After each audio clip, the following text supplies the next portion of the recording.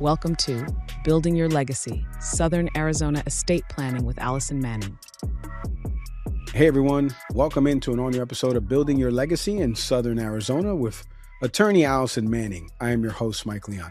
You think a will is all you need? I'm here to tell you that you should think again. As a matter of fact, Allison's going to be here to tell you why you should think again, because from navigating Arizona's probate and the Arizona long-term care system to protecting your kids with the right trust, Allison's been doing this for forever. She breaks down the legal tools you actually need to find that true peace of mind for you and your family. Stop worrying about the what ifs and start building a plan that works today. Allison, today's episode, we're going to be talking about Arizona trust and explaining what makes sense and what doesn't make sense. So it's good to see you as always. Let's start at the high level like we like to do when we did in the last episode. What are some of the most common misunderstandings that you have been brought to your attention when it comes to trust versus will? Does everyone need both? Explain the differences. Yeah, sure. Thanks for having me, Mike. Does everyone need both? No, not necessarily, but there's some main differences between them that might help people decide what the right tool and technique is for them. A lot of people think they don't have enough money or they don't have a certain threshold or certain types of assets that they don't need a trust. A trust is a private agreement. It is between the trustor and the trustee, which typically is the same person, the person who creates it and manages their trust. And it helps keep their estate matters private and out of the court system, where in comparison is a will. A will is an instruction sheet to a judge telling the judge where your assets should go and who should be in charge of them, which when you go to the court system, as you know, it's a public system. Anybody who wants to know what's happening in a court matter, a court case, can go down to the court and can pull up information about it. So they can find out information as far as your assets, your beneficiaries, and then they can find out who's receiving that inheritance. So because of that, a lot of people default to wanting a trust because they want to keep their estate private and they want to be able to distribute assets in a manner that's can provide protection for their beneficiaries and can do it on their own timeline instead of on the court system's timeline. Piggybacking off of that, Allison, are there scenarios sometimes where a trust is maybe a little too much? Are there scenarios that you've seen where simple will, designated beneficiaries, it's actually more efficient for the family? There are some times when a will plan is sufficient, and it really depends on the circumstances. It depends on the family dynamics. It depends on where the beneficiaries are, who the beneficiaries are, where the money is going after you pass away. Oftentimes when people have really no concerns for their beneficiaries receiving the money, meaning they're not concerned in how they're going to manage the money, they're not concerned that they could possibly be on government assistance or that they could possibly get a divorce and the concern of commingling their money for those beneficiaries.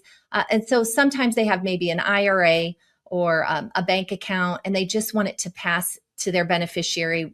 And so they leave those with a beneficiary designation. So it passes outside of the probate system anyways. Those might be appropriate situations. So it's not just about the assets, but it's really about where the assets are going. And do we have any concerns for that person who's receiving the money if a will plan is an appropriate tool? I'm a huge fan of trusts. I oftentimes use a trust because of the protection we can provide for the beneficiaries. Allison, I used to think this. I'm sure a lot of people have brought this to you. They think trust, they think it's for the uber wealthy out there.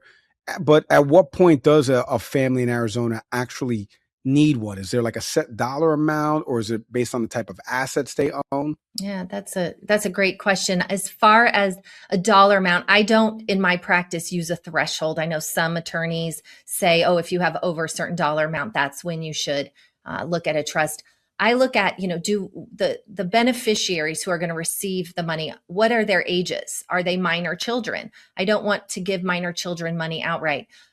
Do we have any concerns for the adult children? Do we want to provide protection for them from creditors or from commingling money if they're married, making sure they keep it separate? So if they ever get a divorce, that money's clearly their separate property. Or if there's a possibility that they may need government assistance at some point in their life. But additionally, a trust also is there to provide protection for the person who creates it, the trustor. So it allows for someone to step into making decisions for you in a lot quicker manner because the assets are titled in the name of the trust. The house needs to be sold. Your children can step in as your trustee and can make those decisions. And it's a lot easier to get it sold from a trust than it is using that financial power of attorney. In that example, can you kind of exactly outline how the trust skips the court process? You mentioned will goes through probate, right? It's an instruction for the judges. Like, are some things guaranteed to bypass probate or some things not guaranteed? Like, outline it for us. Sure. That's so there's nothing really guaranteed to bypass the probate system if it's in your name when you pass away. So the goal with the trust is we can draft a great trust with a lot of great terms and provisions in it. But the main goal is we have to then get the assets from your name to the name of your trust. And that's what we call funding the trust. That vital step makes sure that we are going to skip the probate process. Because if I draft a great trust, but I don't put your assets into that trust by retitling those assets or beneficiary designating them to the trust, then when you die, we're still going through that probate process because you died with assets in your name without a beneficiary. So the goal is to make sure you don't die with any assets, right? We just make sure you have nothing. But really, you're going to have assets. They're just going to be in the name of your trust. And so a few things we look at. If we don't use a trust plan and we use a will plan, we really want to focus on beneficiary designations. We want to make sure life insurance policies have beneficiaries designated, IRAs have beneficiaries designated, bank accounts have payable on deaths. And so those are really vital to utilizing a will plan so that we bypass having to go through the court system. Otherwise, if the asset's in your name, the only institution that can change title from your name to the name of your beneficiaries after you die is the courts. Allison, we said trust in plural. So that means there's a few out there. Like, what are some of the most common types of trust? And what's the differences between them in terms of the protections they offer? So oftentimes when we talk about trust, we look at two main types of trust. And then within the trust, there's other, categories. But we have your revocable trust, or referred to as a living trust. This is a trust where the person who creates it, the trustor, has the ability to make changes during their lifetime completely. They can change their beneficiaries. They can change their successor trustees. They can add assets to the trust. They retain control over the assets. Therefore, they are reporting the income under their Social Security number and do not have to file any separate tax filings. So they still report it under a 1040 tax return. And they keep those assets in their estate when they pass away. So the benefit to the beneficiaries is they get that step up in basis and wipe out some capital gains. The other types of trust that we look at are under the category of irrevocable trust. An irrevocable trust, as it says, is it's irrevocable. You can't make changes. Well, we kind of put that can't in quotes because we can make some changes if there's some provisions within your trust that allow for that.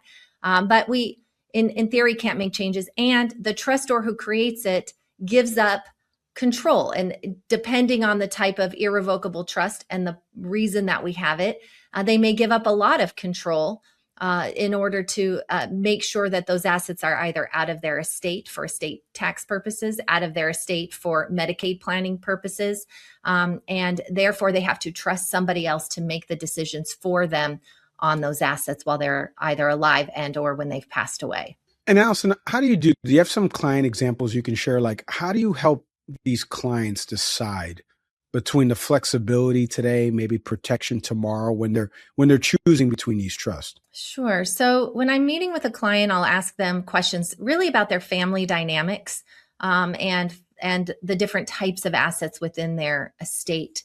I want to find out from clients what's the most important thing to them, because I can look at their estate and I can decide, from an outsider what's probably important to them. But if to them, the most important thing is making sure that their kids have money after they pass away and pass that inheritance down, then we might want to look at utilizing some irrevocable trust in their estate plan along with their revocable trust if they want some control. Many clients don't have family members that they trust, or they have spendthrift beneficiaries. And so they're concerned with them getting money early on or taking control of their own money. They want to have that control. So talking with clients, finding out what is their concerns, what keeps them up at night, what do they worry about with their inheritance, and making sure that those things are what we look at in planning. So, it's not always an easy way to decide, but if a client can't decide about, they say, I don't want to give up control, I want to keep control, then we look at building that revocable trust with some what I called Medicaid planning provisions within the trust that does allow for their money later on to be moved away from them. If they find themselves in a situation where we need to get the money out of their estate, we can activate those triggers and allow for that money to be moved away from them at that time. And this way they get a little bit of the best of both, where they are able to save most of their money, but keep control of their estate during their lifetime. Allison, can we go back a second? Irrevocable trust, the word irrevocable. I mean, I know what it means, but is it possible to change or fix an irrevocable trust if circumstances change? Is it truly set in stone? Like, what do people all often misunderstand about that word? So irrevocable trust, as we are saying, is it irrevocable? We can't make changes. Well, not necessarily anymore. Arizona statutes allow for a trust to be decanted. Now, decanting, if you think of a wine decanter where you took a bottle of wine and put it in a new container, but you keep the same contents, it's very similar to that, where we will take a trust, an irrevocable trust, and we'll pour it into a new container that has some new provisions in there. Arizona statute says we are allowed to do this so long as we are not taking away benefits from beneficiaries, and so long as the trust doesn't prohibit against it. There are some other provisions we can build in with the trust where we may allow the trustor to change trustees or certain beneficiaries under certain powers that we intentionally are including for tax purposes or for various things.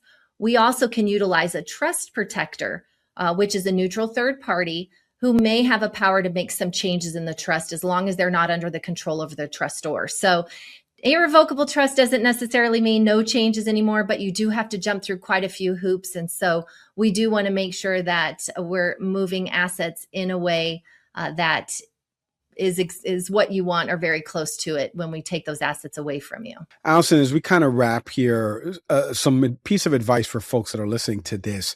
Let's say maybe they have a revocable trust in place, or vice versa, right? They've done an irrevocable trust. What are some signs that you would be prompting them that maybe they should start revisiting their plan and consider the alternative option? Right. So, I always say it's good to review your plans at least every 2 to 3 years. That's just a basic fundamental thing to look at because life changes and people don't always remember correctly what's in their plan. But taking into account if you have a diagnosis that changes your health circumstance, or a situation where maybe you've received a large inheritance or you have a big change in your finances. Those are times where we're going to look at the difference in the structure of your estate plan completely, making sure that you have the right tools. A trust is just a big toolbox. We want to make sure we have the right tools in that toolbox for you. So there are varying times when you want to do those reviews in addition to just a regular review. So again, that time of death, disability, a decline in a health, or a divorce are significant times when you want to make a change in your estate plan, or at least just review your plan and make sure it's still going to work for you. Yeah. Allison, thank you so much for the time, the insights, and breaking this all down for the audience. I appreciate it as always. Thanks so much for having me, Mike. And thank you to everyone out there for listening to this installment of Building Your Legacy in Southern Arizona. If you are ready to take that next step, do me a favor right now. Visit AllisonManningLaw.com to connect with Allison and her team. And you're going to learn how to custom an estate plan that can protect your family's future. One more favor before you go, hit like, hit subscribe, leave a review, comment, share the episode with someone who needs to hear it. I'm Mike Leon. We'll see everybody next time. Thanks for watching. Be sure to hit that like and subscribe button and leave us a review in the comments.